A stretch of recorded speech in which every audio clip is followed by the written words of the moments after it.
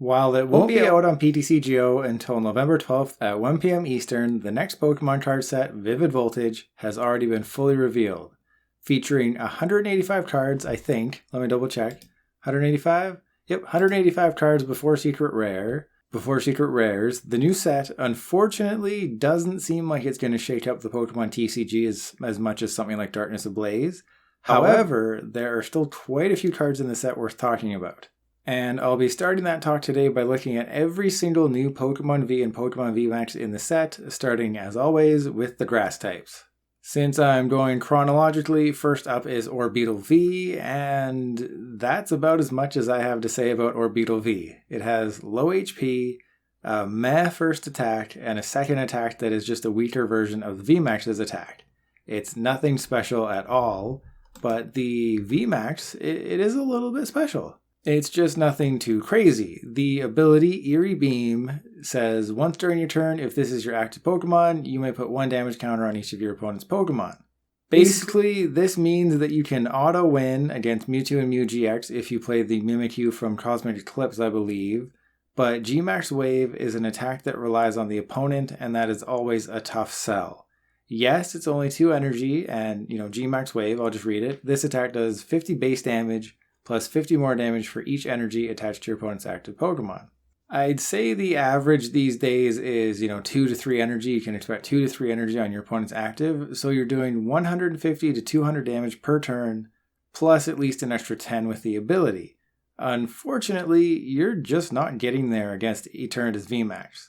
Eternatus VMAX is only ever going to have 2 energy attached to it, maybe 0, maybe 1. It's never going to have more than 2. So you're stuck 3-shotting one of the best VMAXs out there. And that's just not going to cut it. But against ADP-zation, why are you playing this instead of Eternatus if you're facing ADP-zation?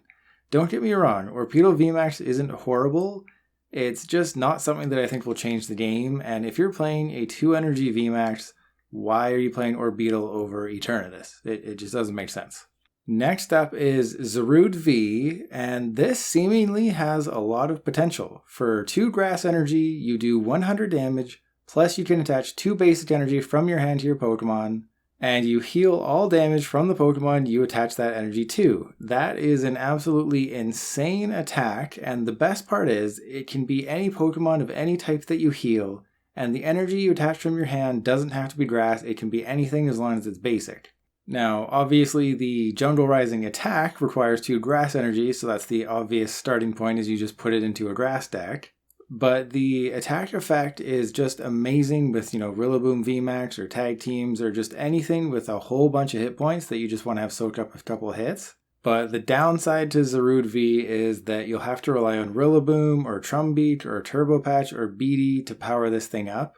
And if you can't do that, it's just a really easy target for something like Zacian V.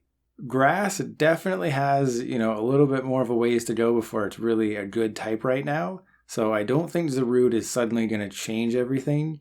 But when Welder rotates and a lot of the fire decks are gone, that's when I think this card will show its potential. And plus, we're going to get more grass VMAXs. Maybe we'll get a grass VMAX with 350 hit points, and then Jungle Rising just becomes one of the best attacks in the game.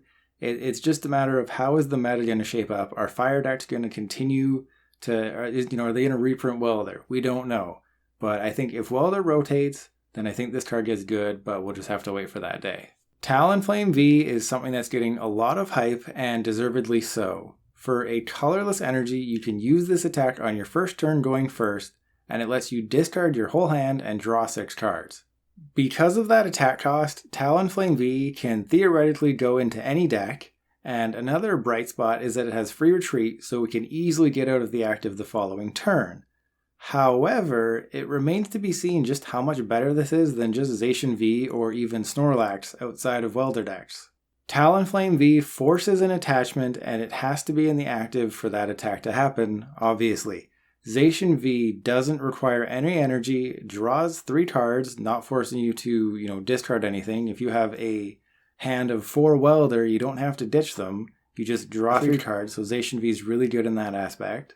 And better yet, Zacian V can be on the bench. With Talonflame V, you're probably going to want to play more than one just so you increase your odds of starting it. With Zacian V, you can play one Zacian V, go get it with Quick Ball, just put it on the bench and not have to worry about putting it in the active. You just draw 3 cards.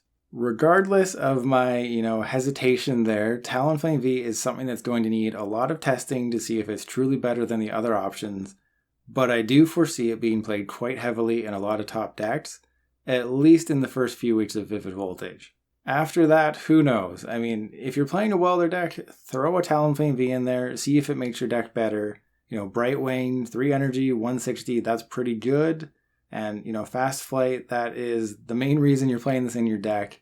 I'm not as hyped as some people are, but it's worth testing. If you have a Welder deck, throw it in there.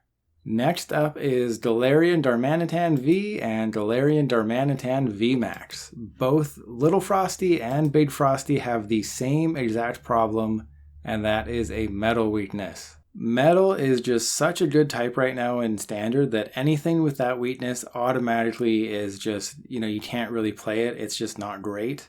And ultimately, that is what's going to hold these 2 cards back. I will start with the V Pokemon with Freezing Headbutt, 2 energy, 50 damage, and you might paralyze. Frozen Slice, 3 energy, 190, damages itself. That's, pretty cookie cutter for a V that evolves. The VMAX, meanwhile, is something that I'm excited to try, but, again, that metal weakness is going to keep it from being really anything, but with Max Whiteout, it does take 4 water energy, but you'll do 200 damage and 30 damage to each of your opponent's bench Pokemon. There's a brand new tool card in Vivid Voltage called, I think, Telescopic Sight, and with that you do 30 more damage to each of your opponent's bench Pokemon V and GX. So theoretically, let's say your opponent has only the Dedenne GX and Crobat V on their bench, you're doing 200 to the active and 60 to every single one of their bench Pokemon. That is pretty good, but it's easily blockable with Bench Barrier Mew, so if for some reason this deck starts to become a thing or people are really worried about Telescopic Sight, they'll just play a copy of Mew and completely shut it down. And obviously, you need Frostmoth to make this deck even remotely playable, but even with all the drawbacks, even with the Zacian weakness, I still like the attack. I'm going to build the deck. We're going to see how it goes. I don't have the highest of hopes, but it should be fun to just use Max Whiteout turn after turn. And now for the featured Pokemon in the set, we have Pikachu V and Pikachu VMAX. I'll start with the V. This guy, for a single lightning energy, it can use Charge to basically just power itself up and get ready to use a 3 energy attack. And if for some reason you can't find your VMAX, you can always use Thunderbolt for 200 damage, discard all energy from this Pokemon. That's a bit rough, but 200 damage for 3 energy on a basic is pretty good. And there is the promo Pikachu V with, I think, Circle Circuit, which does 30 damage times your bench Pokemon. I think this Pikachu V is better just because it can charge itself up and then deal 200 damage. But, honestly, if you're attacking with Pikachu V, things probably aren't going very well. And I honestly don't think you ever want to be attacking with Pikachu V. You just want to keep this thing safe until you have the VMAX out there. And that's because the Pikachu VMAX... Whoa, that's Ampharos. Don't look at that. The Pikachu VMAX can deal 270 damage. For 3 lightning energy, Gmax Volt Tackle has a base of 120 damage, and then if you decide to discard all energy, you deal 270. If Electro Power and Thunder Mountain still existed in Standard, this would be just really good, and that is evidenced by the tournament results in Japan. Japan's format it includes Ultra Prism to Lost Thunder, so they have access to Electro Power and Thunder Mountain, and Pikachu VMAX, I think, was in the top 40. I don't know, maybe it was better, but it placed, it did well, and it's not surprising to see why 270 for 3 energy, which you can just bump over 300 with Electro Power, that's really good. But we don't have those cards here, so I'm not really sure Pikachu VMAX can really cut it in Standard on its own. I don't think you're going to see anyone building just a straight Pikachu VMAX deck unless they get crazy with Silvally GX and Rose and stuff like that. I don't think it can be its own deck. That being said, maybe you play this in a Pikarom deck to deal big damage right at the end of the game. Between Full Blitz and Bolt Hunt and Tapu Koko, Pikarom decks get a lot of energy into play. So powering this thing up isn't going to be difficult, and being able to do 270 at the end of the game is pretty good. Full Blitz does 150, so that softens something up. And then you bring out the big Pikachu, you deal 270, and maybe you knock out a VMAX to win the game. Of course, Expanded has access to those cards that are missing, so if you want to take Pikachu VMAX into Expanded, I think you're going to have a much better time with it. You can build your own deck, you can use Max Elixir on Pikachu V, you can use Electro Power, you can use Thunder Mountain, you got all these other weapons. I think Pikachu VMAX is better in Expanded as its own deck. In Standard, I think you just put it into a Pikarom deck and see how it goes. Something that I've been wrestling with is the question, is Ampharos V good? Galarian Zigzagoon fulfills the damage counter requirement for damaging Spark, which reads, this attack also does 30 damage to each of your opponent's bench Pokemon that has any damage counters on it, and then obviously it does 120 to the active. So it's very similar to Delarian Darmanitan VMAX, except that your opponent's Pokemon have to have damage counters on them, and that is easily taken care of with Galarian Zigzagoon. And if you use the Telescopic Sight, you can deal 60 damage to your opponent's benched V and GX, which is, again, really good. But even with all that, I don't know, I just feel like Ampharos V is missing something, like, Electro Power and Thunder Mountain. It's no secret that electric types got worse with rotation, and with Pokemon having over 300 hit points these days, I just think 120 base damage is too low. Galarian Darmanitan VMAX 2-shots everything, whereas Ampharos V 3-shots VMAXs. And with only 210 hit points, your opponent only needs 3 turns to win the game against you. So you need to attack 3 times to take 1 knockout, and they just need to take 3 knockouts very easily turn after turn, and they win the game. And Lightning-type Pokemon don't have a metal resistance, so Zacian V easily knocks this out. So I think it's a good try. If we get Ampharos VMAX, then, all bets are off, because with Memory Capsule, that lets you use the attacks of your pre-evolved form. So if we get Ampharos VMAX somewhere down the road, I'm definitely going to revisit this, but as it is, I think it's just too underpowered right now. And now we have Coalossal V and Coalossal VMAX, potentially the best V and VMAX in this set, though, something later on I think is better, but Coalossal V and Coalossal VMAX, they're definitely a great combo. In Japan, Coalossal VMAX is a really good deck, but again, they haven't experienced rotation yet. Let me just get rid of the mouse cursor there. So they have access to cards like Magcargo, Diancie, and Jirachi Prism, and those cards turn Coalossal VMAX into something really good. But for the rest of the world, we don't have access to those cards that make this really good, so we have to get creative. The good news is that Coalossal VMAX has 330 hit points, and can go to 380 with a buff padding. The new Stone Energy reduces damage by 20, and Coalossal can accelerate energy to itself. So if you use Eruption Shot for a single fighting energy, you can do 40 damage, and if the top card of your deck is an energy, you deal 130 damage and you accelerate that energy, and then potentially the turn after you can use G-Max Boulder for 240. If you're behind on prizes, you can use Martial Arts Dojo. There is just a ton of potential with Coalossal VMAX, and with just a grass weakness, it has a lot of potential right now. The bad news is getting that energy on the top of your deck. Again, Japan has access to Magcargo, which you just put a card on top of your deck. Very simple. For the rest of us, you have to use a Oranguru. So you have to put you have to have an energy card in your hand, use a Oranguru to put that energy on the top of your deck, and then do it that way. It's a little bit more difficult because you have to have that energy into your hand. And then you have to rely on healing and stuff like that to keep yourself alive long enough for your G-Max Boulder to get powered up. So it can be a bit of a headache, but there's also other options like Sylvalian Rose, or the Victini, or Turbo Patch and Hope, or Trumbeak, but nothing is better than Magcargo with the Jirachi Prism combo, and if you're outside of Japan, you have to go to Expanded to use those. Don't get me wrong, Coalossal VMAX is still going to be a good deck in Standard. It's just disappointing to know that it could have been, right at the top of Tier 1. Instead, it might be Tier 2. It's just disappointing that we don't have all the tools that Japan has, because Coalossal VMAX has so much potential.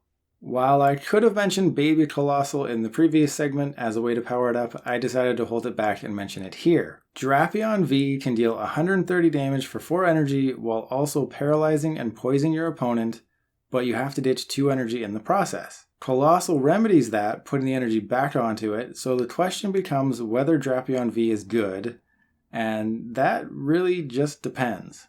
It can use Cape of Toughness to boost its HP out of Zacian range, before Altered Creation at least, and decks are playing 4-switch these days, so it really depends on their Mallow and Lana count. The whole draw with Drapion V is that you paralyze your opponent turn after turn after turn, and they can't switch out of the active, and they're poisoned, and they can't do anything. But if your opponent's playing if they're playing 4-switch and 2 Mallow and Lana, you're just not going to win. They're gonna get their cards, they're gonna break the paralysis lock. You're only doing 130 damage per turn, 140 after poison, and that's not good enough. So it really depends. If Mallow and Lana doesn't see any play, people are like, well, the 120 doesn't really help the math with VMAX Pokemon. VMAX Pokemon, let's say they're doing 270 turn after turn, 120 doesn't really fix the math, so they cut Mallow and Lana and they just have the switch, then Drapion V has a chance. So Drapion V has potential. It's definitely a wait and see card. It really only works with Coalossal though, so if you have Coalossal, put it into a deck with Drapion V, but, honestly, if you're looking to build a budget deck from this set that can get some cheeky wins, this is a great choice. Oh, Steelxv. I'm still not sure if this is ever going to see play. It has a lot of hit points and a great attack with Raging Hammer if the math works out right, but if your opponent knows what they're doing, it just gets in the way of Zacian V. Why would you play this over Zacian V? Iron Tackle costs 5 energy to do 210. Zacian V, 3 energy to do 230, so it just gets in the way. The only reason you would use Steelxv is if you can ensure that you get a ton of damage on this thing and you survive a hit. So does it fit into a Lucario and Melmetal deck? I don't know. You can use a Cape of Toughness, so that puts it up to 300 hit points. So you can use Raging Hammer, I don't know. I've been going back and forth with Steelxv so much, but I'm going to give it a tentative thumbs down. But the potential for 320 damage for 2 energy can't be ignored completely. It's just, can you make the math work? Can you get Steelxv to 260, 270, 280, 290 without it getting knocked out? Can you make sure your opponent doesn't have a Tool Scrapper? Can you use Full Metal Wall properly? There's a lot of question marks, but being able to deal well over 200 damage for 2 energy is something you cannot ignore. I just don't know if it's really going to see play, but I'm going to test it. We're going to find out. Hopefully it works. If not, I don't think we're ever going to see this again unless a Steelx VMAX happens.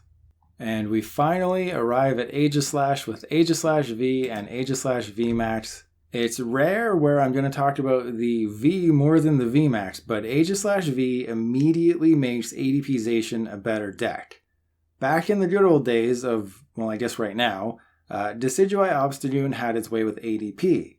But now, Decidueye Obstagoon needs to play 4 Big Parasol, I'm assuming. I'm not sure how the interaction is going to work, but I think Big Parasol would stop Sonic Edge.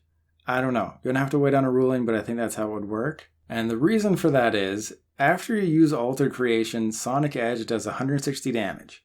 Sonic Edge says this damage isn't affected by any effects on your opponent's active Pokemon, so it goes through Decidueye's ability.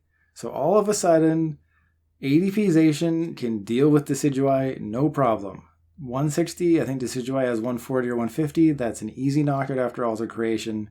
So if, in theory, the Big Parasol thing should work, and if it does, Decidueye has to play 4 Big Parasol, and now ADP has to make sure it plays at least 1 Tool Scrapper. It's just a headache, and I think it might drive Decidueye out of the top tiers entirely. And that's really disappointing. ADP Zacian does not need anything to make it better, and in Vivid Voltage, it gets better. In the set next year, it gets better as well.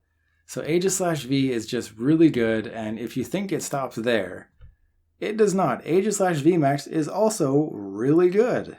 Sitting at 320 hit points, that's really good. It can use Max Hack for 3 energy. It does 160 plus 30 more for each prize card you have taken. If you've taken 5 prizes, this does 310 damage or 340 after Altered Creation. That is nuts, and I think it's safe to say that both Aegislash will shake things up, but they won't be their own deck. These are going to fit into Lucario Melmetalization decks and ADPization decks. I don't see why you'd play an Aegislash deck on its own. You just put a 1-1 or maybe a 2-2 into ADPization or Lucario Melmetal, and you just have your way with people. Both of these cards, come on, they're too good. But Aegislash V, this just completely ruins Decidueye and forces them to play Big Parasol. This card's really good. And for the final VMAX, we have Togekiss. Obviously, there's a Pokemon V, but Togekiss V is just the definition of meh. So I'll basically skip it. I mean, White Wind, maybe do 90 damage, Speed Wing, 130, okay, who cares? The reason you care about this is Togekiss VMAX has Max Glide for 2 colorless energy, 120 damage, go get 2 cards from your deck. In Standard, there aren't too many control cards to really dominate the format, but in Expanded, there's too many. Early on, you can get Hero's Medal and Max Potion to, limit the amount of prize cards your opponent takes and to heal any damage you might take. And then later in the game, you can go for Enhanced Hammer and Team Flare Grunt. This card is really good for control players. Control decks are always a problem, you always have to be aware of them, and I think Togekiss could be something to worry about in Expanded. And if the right cards get printed in Standard, I don't even want to think about how good this is going to be. And I say good, but I really mean frustrating. Max Glide, 120, go get 2 cards, 310 hit points, free retreat, a lightning weakness. I mean, Pikachu would really like that. But I'm not excited for Togekiss VMAX because control players can really do some good things with this, and I'm not a control player. So, yeah, I don't like you. Thank you. Alright, and for the final 2, they are tucked away in the full arts of the set. This is just a reprint of the promo Delarian Sirfetch'd. It pairs well with Coalossal V and VMAX, but it's not as good as Heatran GX, though having a copy in your collection isn't a bad idea. Resolute Spear, just when it moves to the active, you can move any fighting energy to it, and then 200 damage on 2 Prizer. So I mean, it's not bad, it's not amazing, but if you're playing Coalossal VMAX, just chuck it in there and see what happens. And for the final new Pokemon V in the set, we have Alakazam V. The regular art is being held back for a promo box, so the full art is your only option. Zen Spoon, totally trash attack. Mind Ruler has a little bit of potential. If you use Surprise Box to put more cards in your opponent's hand, then you can start to ramp up the damage, but I mean, it's sort of like the Orbeetle VMAX. You're relying on your opponent to not know how to play the Pokemon trading card game. Yes, you can manufacture some damage with Mind Ruler, but you're not really going to surprise anyone with this card. You're not going to do 300 damage turn after turn. If they just limit their hand to 2, 3, 4 cards, it's nothing to worry about. Alakazam V, Mind Ruler is not a horrible attack, but I do not foresee anybody playing this. This really should be a V to a VMAX, but I don't know if we're ever going to see Alakazam VMAX, so right now, this gets a thumbs down, but we'll see what happens. And that'll do it for me in this video. I don't have anything else to talk about in the V and VMAX format, but I mean, I have a lot of trainers, a lot of energy, a lot of non-V and VMAX Pokemon to talk about. I'll do 2 more videos focusing on the rest of the cards in the set. For now, let me know which V and VMAX you're most excited for, and yeah, I'll see you next time.